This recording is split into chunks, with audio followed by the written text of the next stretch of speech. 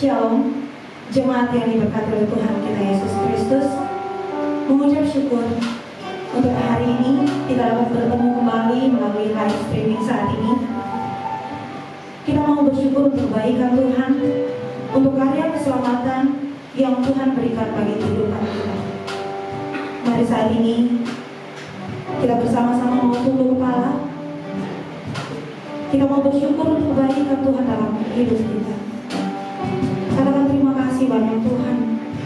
Terima kasih untuk karya keselamatan-Mu Bapa.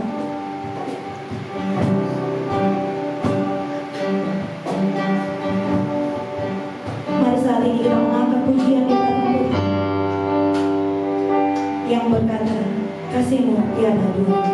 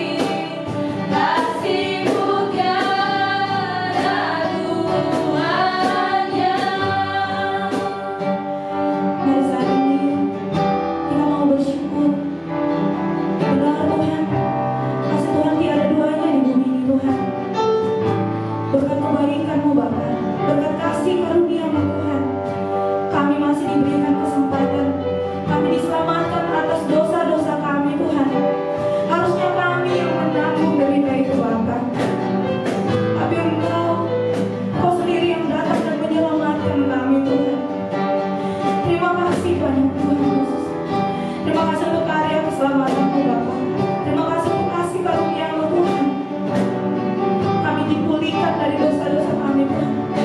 Kami dibangkitkan dari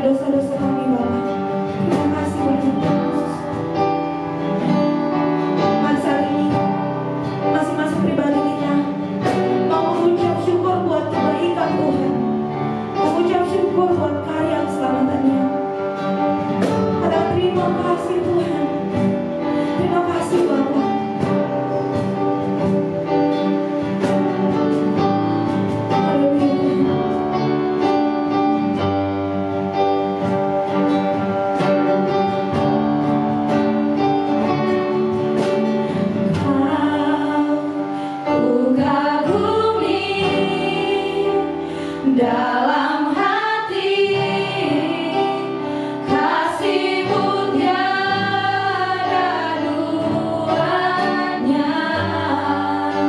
Sampai kini ku akui, kasih-Mu tiada duanya.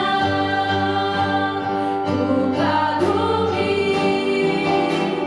dalam hati, kasih-Mu tiada duanya. Sampai kini ku akui, kasih-Mu tiada duanya. Terima kasih banyak Bapa. Ini setiap kabar syukur, setiap pujian penyembahan kami Tuhan. Kami alasan melalui anak Tuhan kami Yesus Kristus adalah Tuhan dan Juru Selamat kami yang hidup. Haleluya. Amin. Jemaat yang diberkati oleh Tuhan kita Yesus Kristus, saat ini kita mau memuji memuliakan nama Tuhan. Kita angkat pujian yang berkata, Anak Allah Yesus namanya. Mari yang di rumah sambil bertepuk tangan kita memuji dan memuliakan nama Tuhan.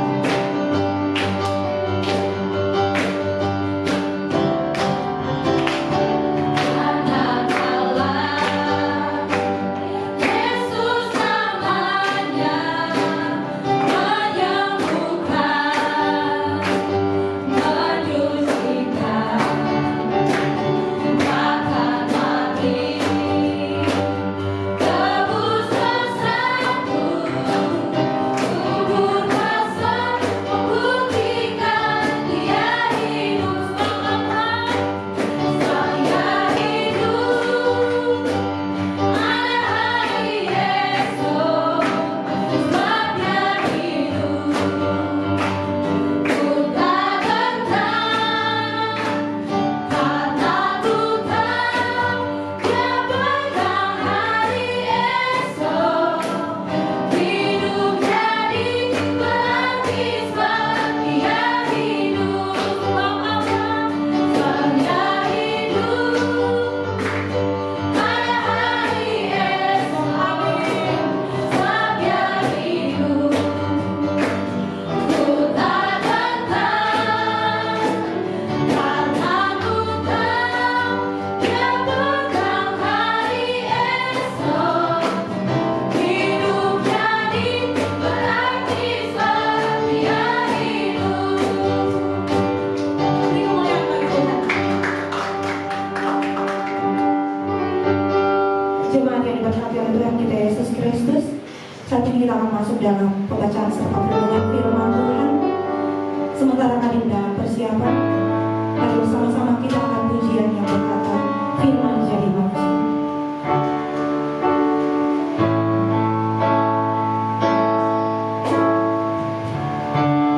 Menjadi manusia, diam di antara kita. Ada hidup terang bagi manusia,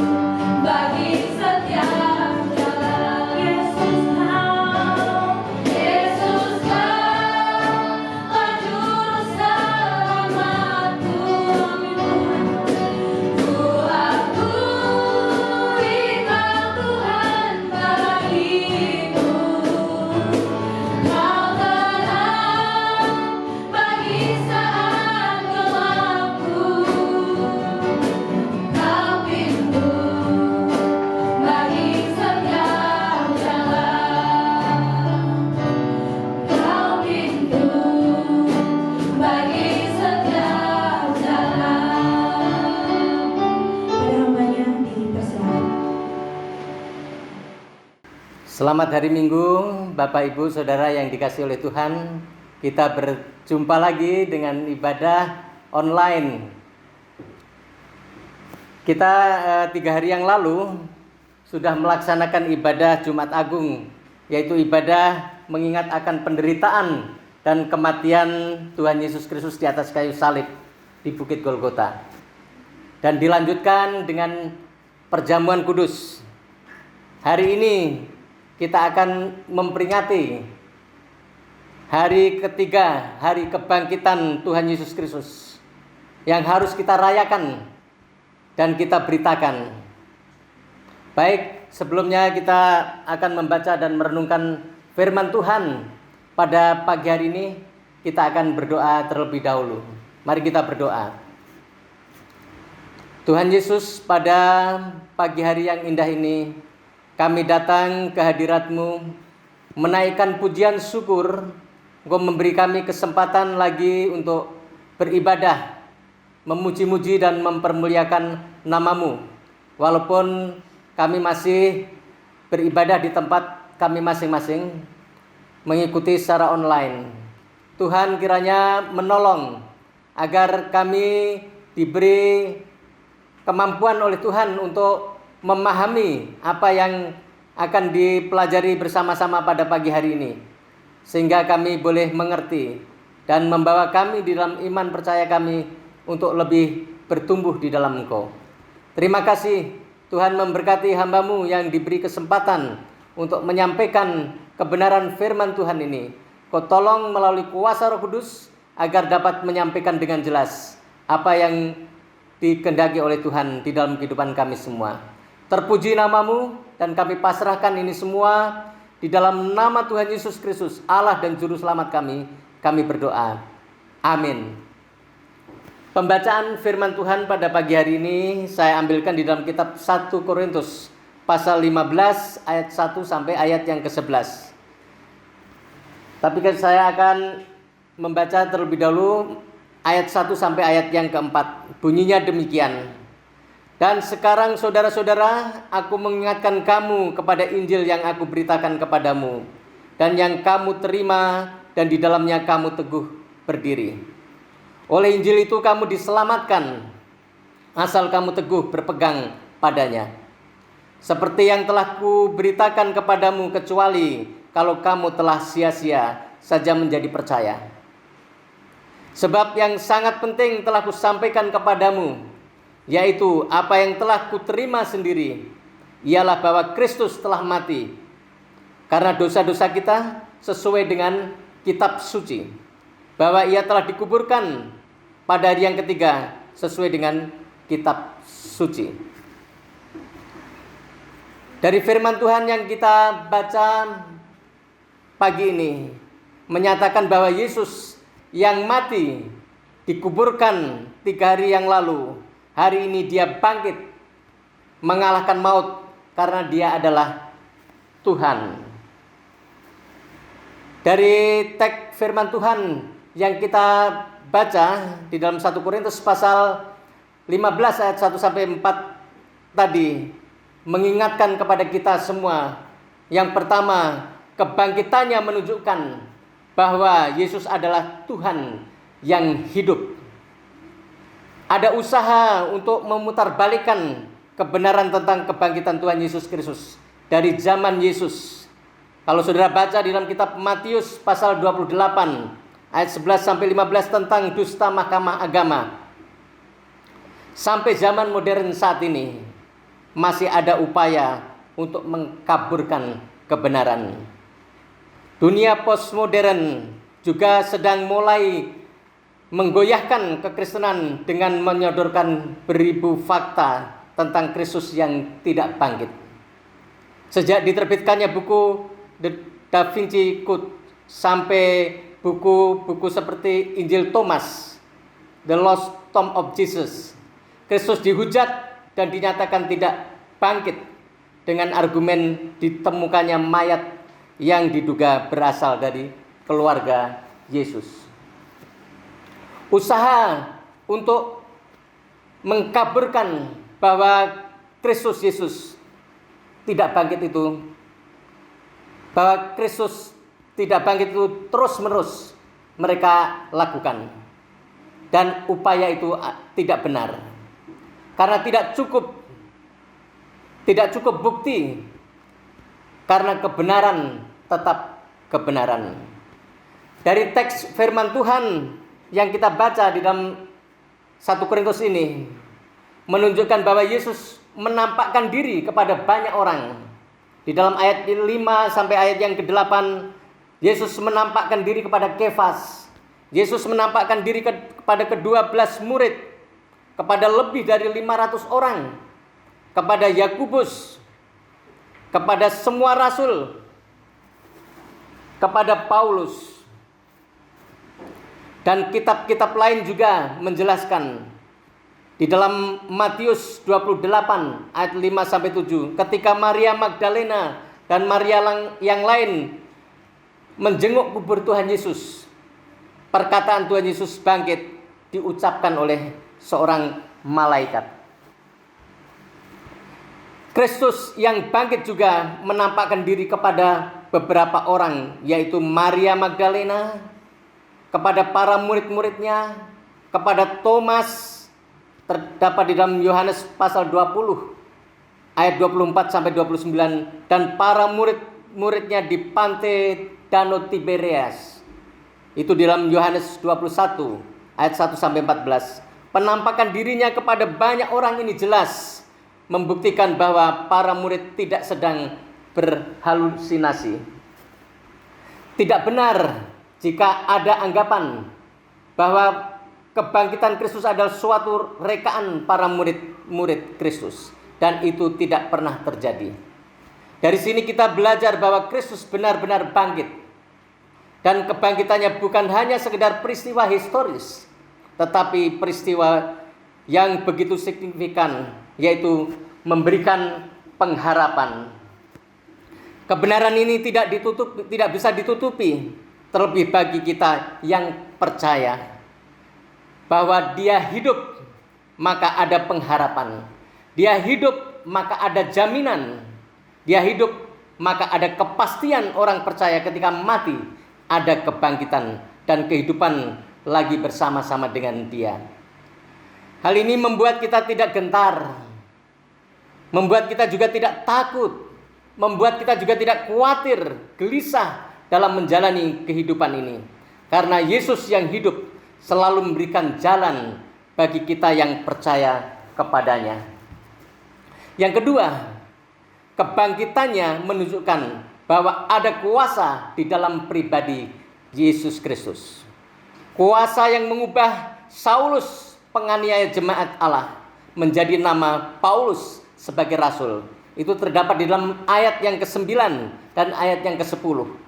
Karena aku adalah orang yang paling hina dari semua rasul, bahkan tidak layak disebut rasul.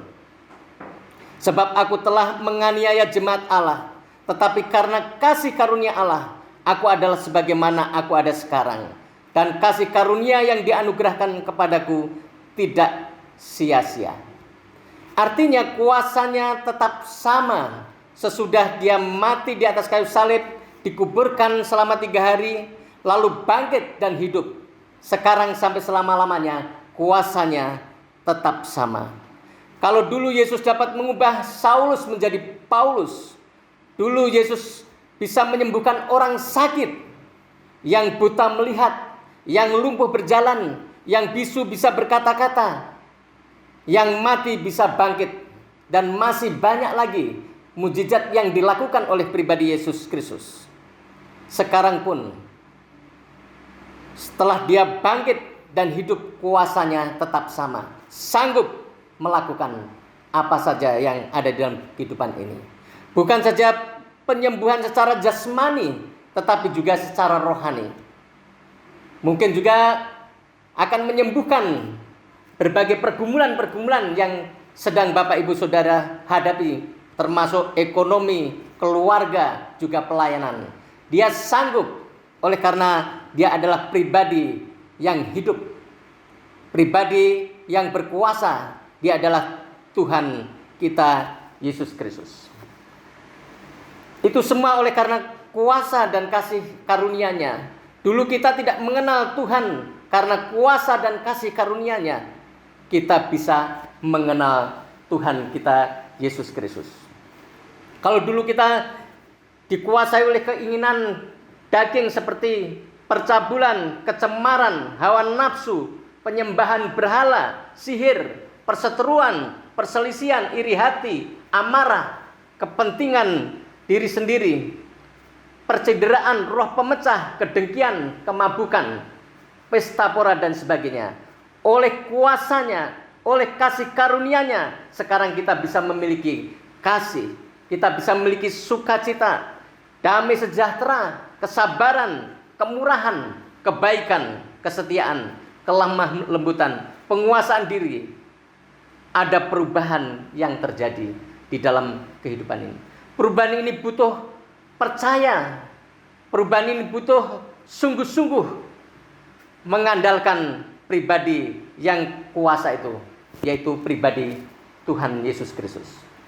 Yang ketiga, kebangkitan Tuhan Yesus Kristus menjanjikan bahwa Dia akan menyertai kita senantiasa. Janji penyertaannya membuat kita kuat. Janji penyertaannya membuat kita teguh. Penyertaannya membuat kita taat dan setia untuk melakukan segala perintah-Nya. Apa perintah Tuhan yang harus kita lakukan? Tentu amanat agung Tuhan Yesus Kristus harus menjadi gaya hidup, bukan hanya dengan kata-kata, tetapi ada tindakan nyata. Apa artinya tindakan nyata yang harus kita lakukan? Kami ingin menceritakan sedikit dari pengalaman yang kami lakukan sejak tahun 2004. Kami terpanggil untuk mulai peduli dengan orang lain, menolong anak-anak pemulung dan anak-anak jalanan, juga keluarga-keluarga yang belum beruntung, memberikan edukasi supaya anak-anaknya bisa sekolah. Saya membuat sekolah non formal, TK, PAUD untuk mereka sejak tahun 2004 hingga sekarang.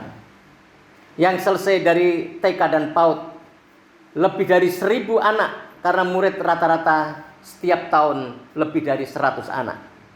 Kami juga menolong anak-anak yang memiliki kebutuhan-kebutuhan khusus, karena KDRT, karena yatim piatu, karena diterlantarkan, anak-anak yang mengalami berbagai kesulitan oleh karena diskap, pelecehan, juga kami menampung beberapa orang lansia. Sekarang ini banyak kesempatan untuk mengambil tindakan nyata. Saudara bisa berdoa, saudara bisa membantu orang lain dalam kesusahan, memberi tumpangan orang yang tidak punya tempat dan lain sebagainya. Apalagi saat ini kita sedang berada dalam suasana yang tidak nyaman. Kita tidak bisa pergi ke tempat-tempat ramai. Kita juga mendengar berita banyak yang terjangkit virus dan tidak sedikit meninggal. Yang menyedihkan juga para medis yang bekerja keras demi keselamatan orang yang menderita, malahan terjangkit dan meninggal. Banyak orang yang tidak bekerja di kantor, perusahaan, juga usaha-usaha kecil, semuanya tutup. Banyak yang dirumahkan, banyak yang di PHK. Semua bingung. Banyak orang terampil sekarang ini nganggur karena dampak pandemi virus corona. Doa kita cepat selesai. Doa kita cepat teratasi. Perlu kerjasama untuk menghadapi semuanya ini. Jangan saling menyalahkan.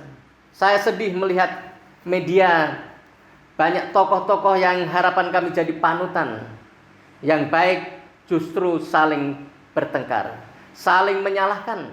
Saya berharap mereka sadar dan berhenti, mulai bekerja bersama-sama mengatasi kesulitan ini. Karena kesempatan ini tidak bisa kita berbuat baik ketika waktunya itu sudah lewat. Oleh karena itu, selagi masih ada kesempatan, mari kita terus berbuat baik, karena tiba saatnya kita tidak bisa berbuat apa-apa. Bapak Ibu Saudara yang dikasihi oleh Tuhan kita Yesus Kristus, saya akan menutup dari perenungan kita, pembacaan kita firman Tuhan pada pagi hari ini. Tetapi saya ingin mengingatkan kembali kepada kita semua, karena setiap saat kita merayakan Paskah, kita merayakan kebangkitan Tuhan kita Yesus Kristus, kita diingatkan bahwa kebangkitannya menunjukkan bahwa Yesus adalah Tuhan yang hidup. Kebangkitannya menunjukkan bahwa ada kuasa di dalam Tuhan kita Yesus Kristus. Juga ada kebangkitannya, Tuhan Yesus menunjukkan bahwa Dia akan menyertai kita senantiasa. Bapak Ibu Saudara yang dikasihi oleh Tuhan, mari kita berdoa. Mari kita mohon tuntunan Tuhan, mohon berkat Tuhan, agar kita bisa menjalani kehidupan ini. Oleh karena Tuhan beserta di dalam kehidupan kita. Sebelum kita berdoa, kita akan menyanyi sebuah pujian. Hidup ini adalah kesempatan. Jemaat yang diberkati oleh Tuhan kita Yesus Kristus, mari saat ini kita mengangkat pujian. Hidup ini adalah kesempatan.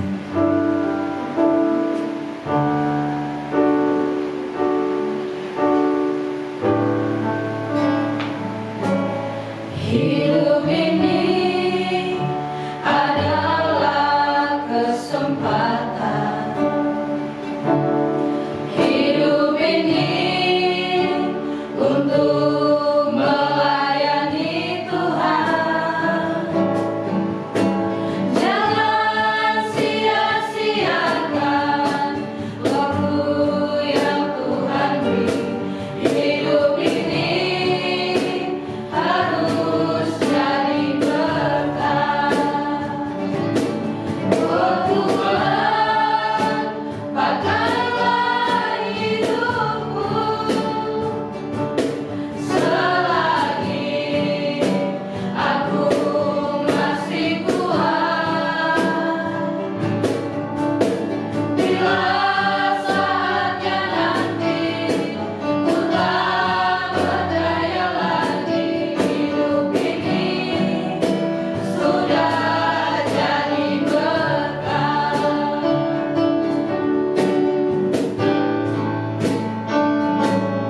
Hidup ini adalah kesempatan. Hidup ini untuk melayani Tuhan. Jangan sia-siakan waktu yang Tuhan beri.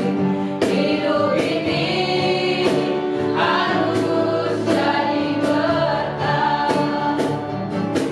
Oh Tuhan, pakailah hidupku selagi aku masih kuat.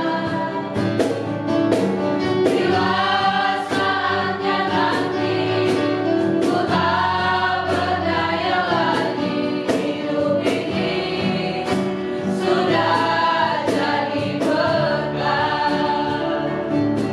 Oh Tuhan, Pakailah hidupku selagi aku masih kuat. Bila saatnya nanti ku tak berdaya lagi, hidup ini sudah jadi berkat. mari kita berdoa. Tuhan, kami bersyukur pada pagi hari ini boleh membaca dan merenungkan kebenaran firman-Mu. Kiranya melalui apa yang sudah disampaikan pagi ini, kami makin kuat, teguh iman kami, di dalam kepercayaan kami kepada pribadi-Mu. Karena Engkau adalah Allah, Engkau adalah Tuhan, Engkau Juru Selamat yang memberikan kekekalan bagi setiap orang yang sungguh-sungguh percaya kepada-Mu. Terima kasih Tuhan, Engkau mengetahui setiap jemaat yang saat ini sedang beribadah di tempat masing-masing. Tuhan memberkati mereka semua. Di dalam pergumulan mereka satu persatu, kami serahkan di dalam tangan-Mu, supaya mereka mampu menjalani ini, oleh karena Tuhan beserta di dalam kehidupannya. Terima kasih Tuhan. Kami juga berdoa untuk bangsa dan negara kami, Republik Indonesia ini. Tuhan memberkati pemimpin kami, dari presiden sampai pimpinan-pimpinan di berbagai tempat di wilayah Indonesia ini. Tuhan memberkati mereka. Berikan kemampuan untuk bekerja sama satu dengan yang lain dengan baik, sehingga dapat mengatasi berbagai pergumulan yang sedang dihadapi, termasuk sekarang ini sedang mengatasi corona. Tuhan kiranya menolong. Biarlah serentak dapat bekerja sama, sehingga apa yang dihadapi ini cepat selesai, sehingga semua bisa menikmati sukacita, sehingga kami bisa beraktivitas lagi seperti semula. Terima kasih. Kami juga berdoa untuk orang-orang yang sedang menderita sakit. Tuhan kiranya menjamah, memberikan kemampuan menghadapi situasi seperti ini. Khususnya juga dokter dan perawat yang memperhatikan. Tuhan tolong agar dimampukan oleh Tuhan, supaya dapat mengatasi dengan pimpinan Tuhan, sehingga mereka boleh menyaksikan banyak mujizat yang terjadi, oleh karena ada kesembuhan dan kesembuhan. Terima kasih Tuhan Yesus Kristus. Kami juga berdoa untuk keluarga-keluarga yang sedang mengalami duka cita oleh karena saudara-saudaranya dipanggil Tuhan. Tuhan memberkati, beri penghiburan, sehingga mereka mampu menghadapi hidup selanjutnya dengan pimpinan Tuhan. Terima kasih.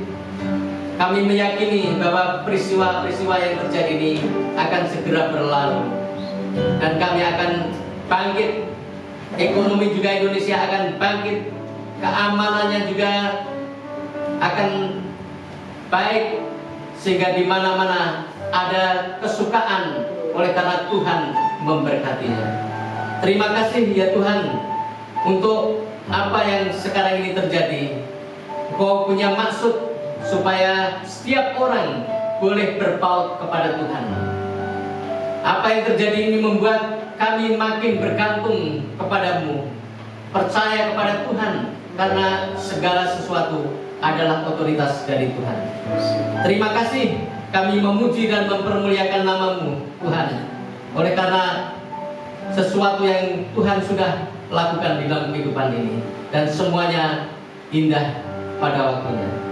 Tuhan, kami akan mengakhiri ibadah pada pagi hari ini, dan kami mohon berkat Tuhan. Terpuji nama-Mu. Saudara-saudaraku yang kekasih, Tuhan memberkati engkau dan melindungi engkau. Tuhan menyinari engkau dengan wajah-Nya dan memberi engkau kasih karunia. Tuhan menghadapkan wajah-Nya kepadamu dan memberi engkau damai sejahtera. Bapa, terima kasih.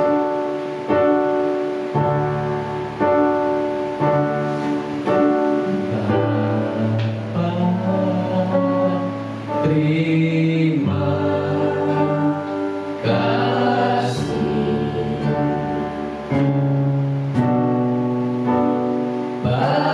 Bapa, terima kasih Bapa di dalam surga.